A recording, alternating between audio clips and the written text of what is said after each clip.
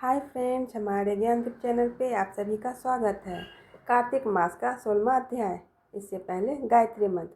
ओम भूर्भुवः स्वः तत्सवितुर्वरेण्यं भर्गो देवस्य धीमहि धियो यो नः प्रचोदयात्। भावार्थ, उस प्राण स्वरूप, दुखनाशक, सुख स्वरूप, श्रेष्ठ, तेजस्वी, पापनाशक, देव स्वरूप परमात्मा को हम अपनी अंतरात्मा में धारण करें। वह परमात्मा हमारी बुद्धि को सन्मार्ग में प्रेरित करे। राजा पृथु ने कहा, हे नारद जी, ये तो आपने भगवान शिव की बड़ी विचित्र कथा सुनाई है। अब आप करके यह बताइए कि उस समय राहु उस पुरुष से छुटकर कहाँ गया। नारद जी बोले, उससे छूटने पर वह धूर्त बर्बर नाम से विख्यात हो गया और अपना नया जन्म पाकर वह धीरे धीरे जलंधर के पास गया। वहां जाकर उसने शंकर की सब चेष्टा कही। उसे सुनकर दैत्यराज ने सब दैत्यों को सेना द्वारा आज्ञा दी।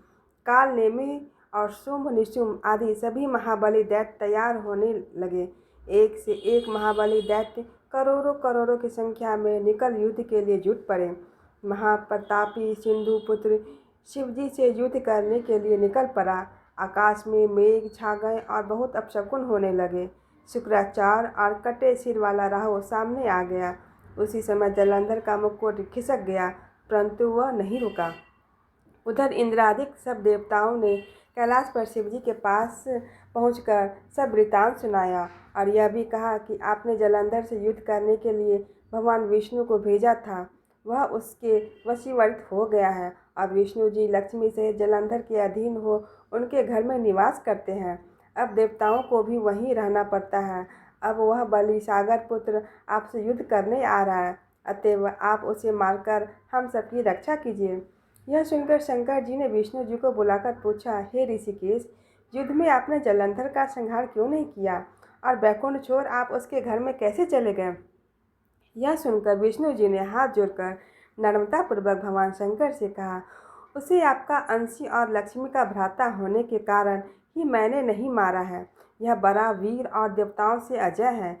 इसी पर मुग्ध होकर मैं उसके घर में निवास करने लगा हूँ। विष्णु जी की इन वचनों को सुनकर शंकर जी हंस पड़े।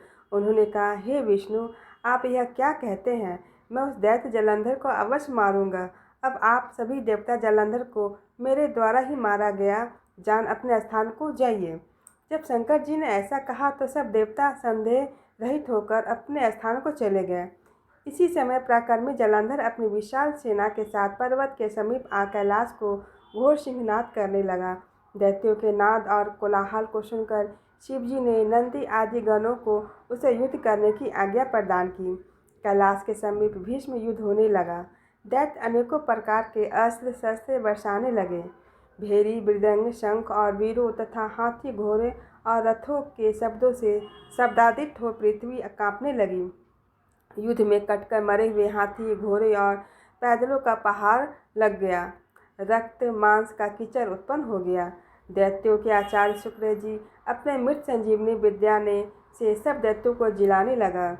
यह देखकर शिव जी के गण व्याकुल हो गए और उनके पास जाकर सारा वृतांत सुनाया। उसे सुनकर भगवान रुद्र के क्रोध की सीमा ना रही। फिर तो उस समय उनके मुख से एक बड़ी भयंकर कृत्या उत्पन्न हुई, जिसकी दोनों जंघाएं ताल वृक्ष के समान थी। वह युद्ध भूमि में जा सब असुरों का चूर्ण करने लग गई और फिर वह शुक्राचार्य के समीप पहुंची और शीघ्र ही अपनी योनि में गुप्त कर लिया। फिर स्वयं भी अंतर्ध्यान हो गई। शुक्राचार्य के गुप्त हो जाने से दैत्यों का मुख मलिन पड़ गया और वे युद्ध भूमि को छोड़ भागे। इस पर निशुंभ और कालनेमी आदि सेनापतियों ने अपने भागते हुए वीरों को रोका। शिवजी के नंदी आदि गणों ने भी, जिसमें गणेश और स्वामी कार्तिकेय जी भी थे, दैत्यों से भीषण युद्ध करना आरंभ कर दिया। यह कहानी कथा यहीं समाप्त होती है। मिलते हैं कल अगली कथा के साथ। अगर हमारा यह कथा आपको पसंद आई तो चैनल को लाइक, शेयर एंड सब्सक्राइब अवश्य करें। धन्यवाद।